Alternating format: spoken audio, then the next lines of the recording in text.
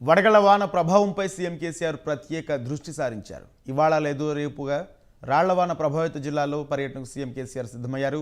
ఈ నేపథ్యంలో రాళ్లవాన వల్ల వాటిల్లిన నష్టం వివరాలను తెప్పించాలని సంబంధిత జిల్లా మంత్రులు, ప్రభుత్వ ప్రధాన కార్యదర్శి, వ్యవసాయ శాఖ అధికారులను సీఎం ఆదేశించారు.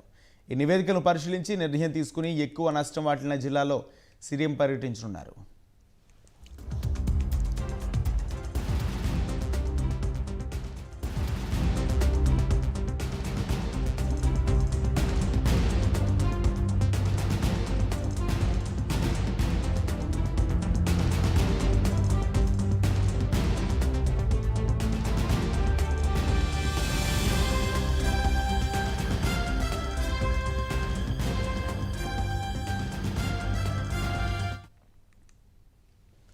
పార్టీ శ్రేణులకు తెలంగాణ సీఎం కేసీఆర్ ఆత్మీయ సందేశం ఇచ్చారు. అధికారం లేకున్నా ఉద్యమ కాలంలో జెండా భుజాన వేసుకుని లాఠీలకు, జైళ్లకు వేరవకుండా రేయింబవళ్లు శ్రమించి పార్టీని కాపాడుతున్న ఘనత, కీర్తి గులాబీ సైనికులకి దక్కుతుందన్నారు.